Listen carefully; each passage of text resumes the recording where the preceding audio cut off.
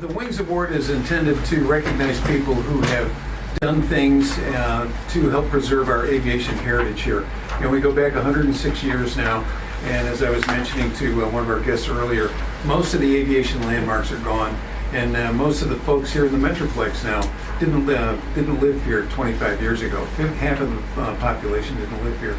So they have no real knowledge of the things that have taken place. So people who've made an effort to preserve some of that heritage for us is very important. Before we go any further, I do have a couple of people I wanted to thank. One is Donna and Brittany for putting the reception together today, so thank you ladies for doing that. And we also have Linda Fash-Bush with us today, and you may have seen some panels out around the museum. Those are brand new, they were just completed yesterday, and Linda, through her foundation, made that possible so that we're going to be able to use those in the school districts around here. So Linda, thank you very much for that. And one other person is Philip Poole is here with us today. Philip has been very instrumental in helping take a dream and an idea that Bill Morris and I had several years ago and made it a reality with First Flight Park. You may have seen the rendering of the park. It's virtually complete except for the cherry on top of the sundae, and that's the Blériot replica, which we hope to have in place next year. So we're going to go ahead and continue with this afternoon with our recognition. The first person we're going to recognize is Mr. Benny Keith. I'm sure you're all familiar with the trucks that roam around the area with his name on them, but you may not know that he had a major impact on the area here and aviation in general. Back in 1915, the first Aero Squadron came through the area. It was the entire United States Air Force at that point in time that was transitioning through Fort Worth on its way down to San Antonio. While they were here, all of the pilots, all 6 of them, our Air Force was 6 airplanes and 6 pilots, and they were all taken to a dinner downtown, which Amon Carter was there and Benny Keith was there. In 1915, I think it was 1915 or 1916 at the latest, Benny Keith became the president of the Chamber of Commerce here that Amon Carter had established in 1913. So at any rate, they were all there at dinner that time, and Benny Keith met a gentleman named Benjamin Floyd. Benny Floyd is known as the father of the United States Air Force. He was the commanding officer of the first Aero Squadron when it came through here. So that's the first time that they met. A couple of years later, at this point in time, the war in Europe had been going on for a couple of years now, and Benny had been involved in the startup of providing produce and fruit to the local restaurants and hotels and to the stores. And so in a period of 10 years or so, he had grown to be the president of the company. He also became the president of the Chamber of Commerce. And so in 1917, he found himself down in Austin on April 6th, 1917, when Woodrow Wilson declared that the United States would enter the war in Europe. He immediately came back to Fort Worth because he knew that there had been talk about establishing forts and camps around the area, and he knew that Fort Worth was going to be a good place for that. So he came back, worked with a group of local citizens, probably mostly the Chamber of Commerce, and they put together a plan to attract one of the camps to be here. He went to Washington, D.C. and made his case for Fort Worth. Good weather. They had agreed that an area known as Arlington Heights at that point in time had really been very little developed. It had been established in about 1880 or so, and no real development had taken place in the area. So they went to Washington and they offered the Arlington Heights area to the U.S. government for Camp Bowie. It already had water and streets to some extent, and electricity and phones, and they offered all of that to the government at no cost to come and establish Camp Bowie here.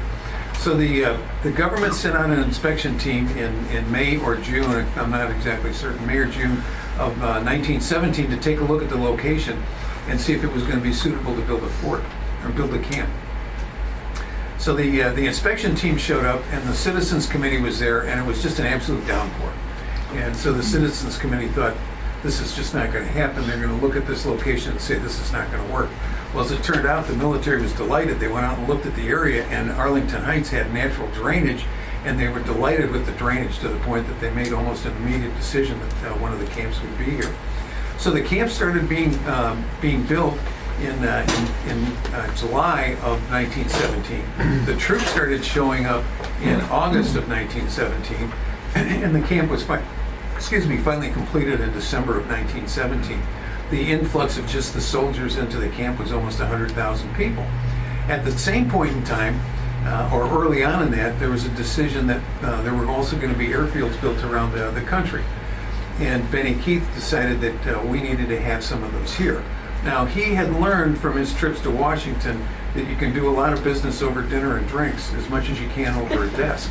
And apparently, from what we understand, that's something that Amon Carter learned about and used in his business practices later on. But Benny Keith had been going up to Washington and had been putting on these dinners for people up there. And one night, after they knew that they were looking for a place to put airfields, in fact, they knew in Texas they were looking at Fort Worth and Dallas and Waco and Mineral Wells and San Antonio and a couple of other places. So he went up there, and Benjamin Floyd was leaving to go to France. So he took out a cigarette paper and wrote on it, "Do what you can for this Texan," and handed it to Brigadier General Horse, who was the British Royal Flying Corps commanding officer. They came down and did an inspection on the area, and not only did they decide to put one of the airfields here, they put all three of the airfields here to train the Royal Flying Corps. Again, this was because Mr. Keith had the foresight and the interest in aviation, along with some of the business people, to bring that here. The impact of the First World War on the economy of the area was huge. Not only had we already been involved with the war since 1914 with the stockyards and supplying livestock, but then shortly after, oil was discovered in Ranger and things like that. So the confluence of all of those were just huge here in the area. So that wasn't the end of Mr. Keith's involvement with aviation here, though, in Fort Worth. About the time of the Second World War, he was instrumental in bringing the Marine Corps Air Station Eagle Mountain Lake to Eagle Mountain Lake, where they trained pilots in the F-7F Night Fighter and also in an amphibious glider that never really became successful. Thank God for that. And he also worked with Amon Carter to build Air Force Plant Number 4 here, and also bring Consolidated here. And I've thought over the things that I've learned about him is that what he must have thought when he helped bring the airfields here in 1917, and those were just wooden and cloth jennies. You could carry two people as long as they weren't too big.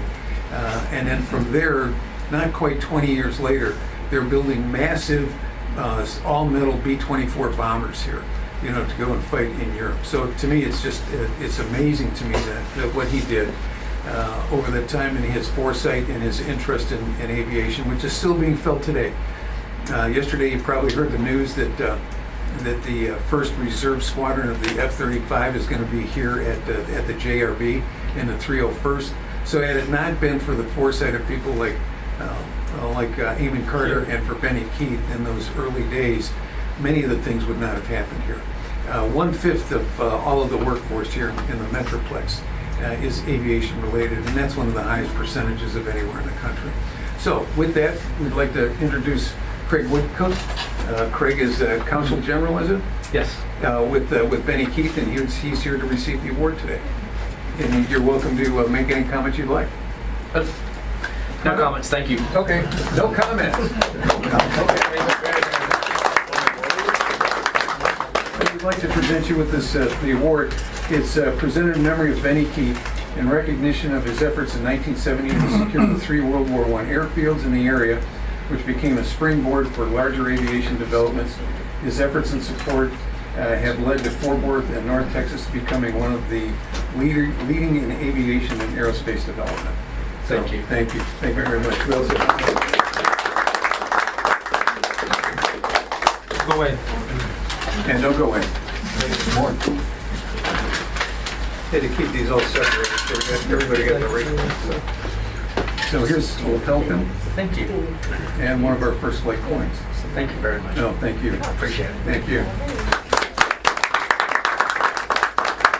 And the Benny Keith Corporation is also supporting the World War I centennial operations that are taking place. You're not seeing it quite yet, but on April 6th, things will start up, and they've been very instrumental in that as well. Next, we're going to recognize Mr. Robert Bass. Too many of the aviation landmarks here in North Texas are gone. They've turned into industrial parks, or they have just simply disappeared because there wasn't much to be there in the first place. One of the few iconic landmarks that we have here in the area is the American Airways Hangar Building and Administration Building that's here in Beecham Field, that was built in 1933. And we know that it may not have always been the best business decision to restore the building, but those of us who are aviation enthusiasts really appreciate that building will stand here for a long, long time, and as a landmark and a piece of remembrance of what some of the early pioneers in aviation have done, and we certainly appreciate your efforts in doing that. Mr. Bass, if you'd come up, please. We'd like to, once again, we want to thank you for what you've done to help preserve the history of aviation here, and we have a couple of items for you. And this is our 2017 Wings Award presented to Mr. Robert M. Bass in recognition of your significant contribution to North Texas aviation history through your preservation of the 1933 American Airways Hangar and Administration Building at Beecham International Airport. Great. Thank you, sir. Thank you. You're very welcome. I would like to say a few words. First of all, Bruce's presentation brought back some memories. My earliest memory was the original terminal, meeting some people coming in to Fort Worth. And so seeing that in the relationship to the American hangar was really interesting. My second thing was the history of the actual construction of DFW Airport. One of my first summer jobs was working for Carter and Burgess, and their main contract that summer, or that year, was moving the dirt around to balance the cut and fill for the airport. And it wasn't as flat as you think. and it took an awful lot of calculation.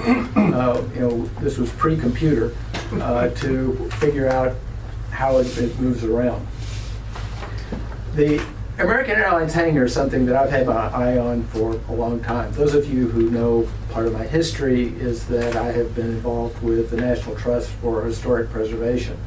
So it's something that was really close to my heart, and something that I was interested in buying should it become available. Well, it did become available, and it was a little bit like in the 80s when you put your money into savings and loan that gave you a toaster. Well, I bought the hangar and I got an FBO. So I'm only in junior in high school. What's an FBO, sir? What's that? What's an FBO, sir? It's a fixed base operation. That's what they call something that it is the facilities that civil aviation uses at an airport. They provide the services, the fuel, etc. So that's what an FBO is. But anyway, it was really interesting, and restoring it was not that difficult. The hardest part was really that it only had 23 feet of clearance. The joists for the roof of the hangar were these massive joists. And so what we ended up doing was taking down the joists and building what is, in essence, a modern modular hangar. But we designed it so that it has the same outer envelope as the original hangar. So, from the outside, you really can't tell the difference. We also were able to keep the factory windows around on the building, which I was very pleased with. We changed the glass, but we were able to keep the factory window frame. So it is very much in keeping with what the original hangar really looked like. And we're pleased to be able to have done that. And thank you very much for your work. No, thank you.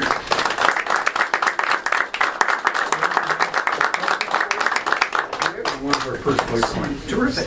Thanks again. Thank you. Thank you, Andy, for being here too.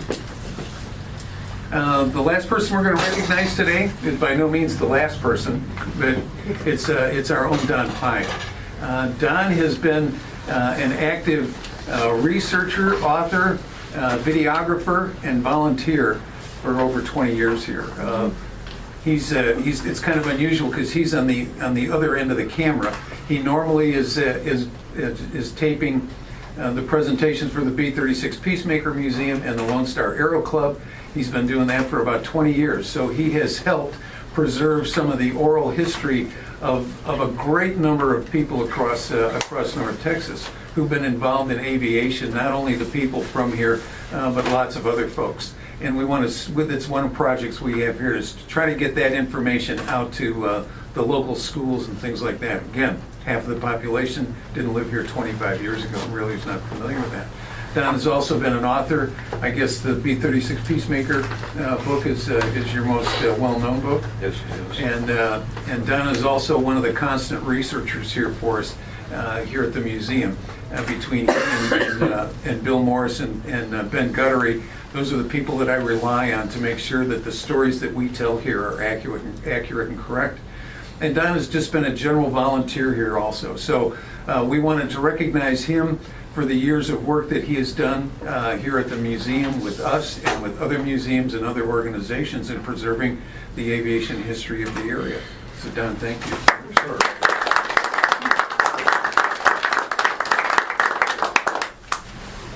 And this is Don's plaque. This is the 2017 Wings Award presented to Mr. Don Pyeatt in recognition of over 20 years of your work as a local aviation historian, researcher, videographer, author, volunteer, and proponent of North Texas aviation history. Thanks again, Don.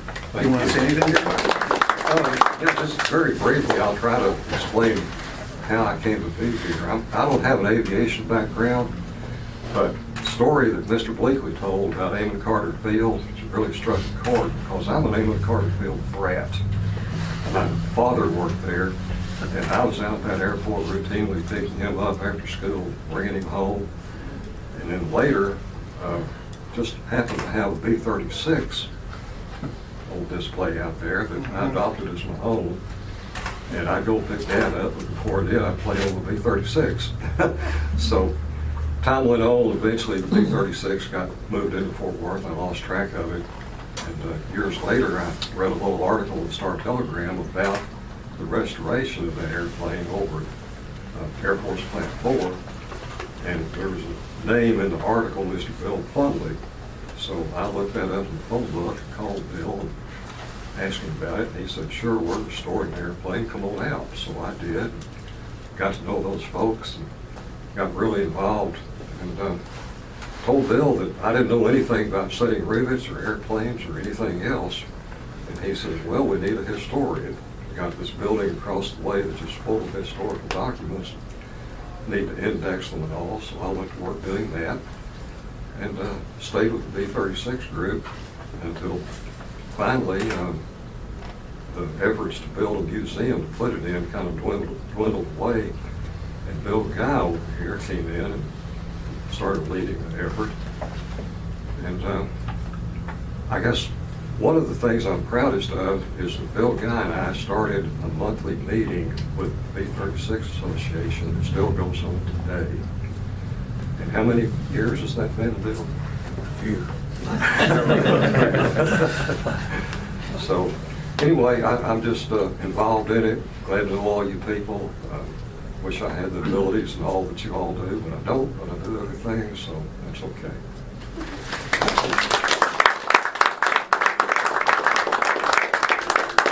Don does a lot for us. Don't let him fool you. I understand we still have refreshments left, so this pretty much concludes our activities for today. But we would like to have you stay around, have some of the refreshments, get to meet each other a little bit more, and we'll be here again next year to do the same thing. We will find some worthy people to recognize who are helping us keep aviation history and our heritage alive here. So thank you for being here today.